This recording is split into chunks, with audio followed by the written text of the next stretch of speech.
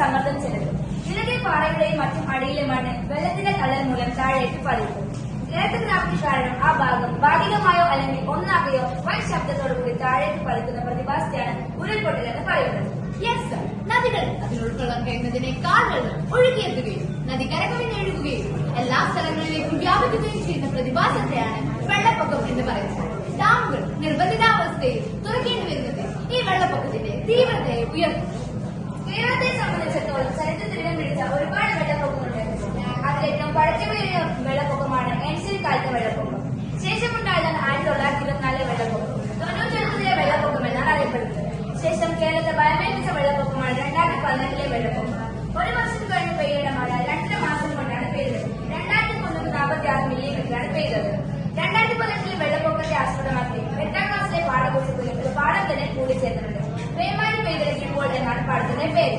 കേരളത്തിന്റെ ഭൂപ്രകൃതി മൺസൂൺ കാലത്തെ അതിശക്തമായ മഴയുമാണ് ഇത്തരത്തിലുള്ള പ്രളയത്തിനും ഉരുൾപൊട്ടലും കാരണമാകുന്നത്. എന്നാൽ നമുക്കറിയാം, കേരളത്തിലെ ഉരുൾപൊട്ടലുകളും വെള്ളപ്പൊക്കവും കാരണം വലിയ തോതിലുള്ള നാശനഷ്ടങ്ങളും ജീവഹാനികളും സംഭവിക്കുന്നു. ഈ വർഷം തന്നെ വയനാട് ജില്ലയിലെ മേപ്പാടി പഞ്ചായത്തിലെ ചുരൽമലയിലും മുണ്ടക്കായും അതിശക്തമായ ഉരുൾപൊട്ടലും സംഭവിച്ചു. ഔദ്യോഗിക കണക്ക് പ്രകാരം വയനാട്ടിലെ ഉരുൾപൊട്ടലിൽ 392 ആൾക്കാർ മരണപ്പെടുകയും 273 ആൾക്കാർക്ക് പരിക്കേൽക്കുകയും 150 ആൾക്കാരെ കാണാതാവുകയും ചെയ്തു. എന്നാൽ കോഴിക്കോട് ജില്ലയിൽ നമ്മളുടെ തൊട്ടടുത്ത പ്രദേശമായ വിലങ്ങാടിലും അതിശക്തമായ ഒരു ഉരുൾപൊട്ടൽ സംഭവിച്ചു. എന്നാൽ അവർ ഇത്തരത്തിലുള്ള ഒരു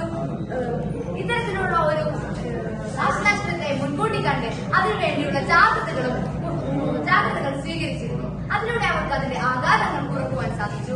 ഇത്തരത്തിലുള്ള ആഘാതങ്ങൾ പരമാവധി കുറക്കുവാൻ ചില മുൻകരുതലുകൾ നാം ചെയ്യേണ്ടതുണ്ട്. ഇത്തരത്തിൽ വെള്ളപ്പൊക്കത്തിനെയും ഉരുൾപൊട്ടലിനെയും സാധ്യതകൾ മുൻകൂട്ടി മനസ്സിലാക്കാനുള്ള 3 സംവിധാനങ്ങളാണ് ഞങ്ങൾ ഈ വർക്കിങ്ങിലൂടെ അവതരിപ്പിക്കാൻ പോകുന്നത്.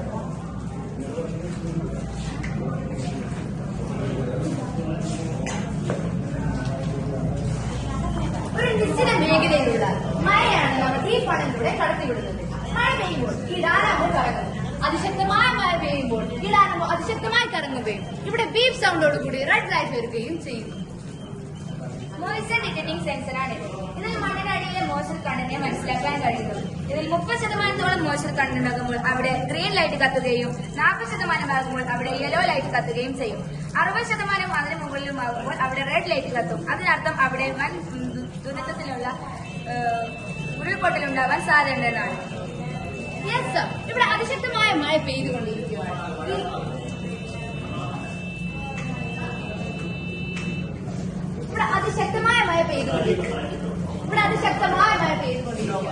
അതിലൂടെ നമുക്ക് മനസ്സിലാക്കാം, ഈ ഉയർന്ന മേഖലയിൽ നിന്നും താഴ്ന്ന മേഖലയിലേക്കുള്ള നദികളിൽ വെള്ളം ഉയർന്നു വരികയാണ്. ഇതിലൂടെ ജലനിരപ്പ് ഉയരുമ്പോൾ അവിടെ സൈറൻ അടിക്കുകയും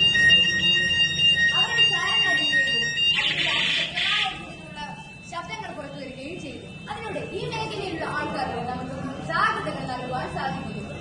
ഒരിക്കലും നമുക്കൊരു പ്രകൃതി ദുരന്തത്തെ തടയാൻ സാധിക്കുന്നതല്ല, എന്നാൽ നമുക്ക് അതിന്റെ ആഘാതങ്ങൾ കുറക്കുവാൻ സാധിക്കുന്നതാണ്.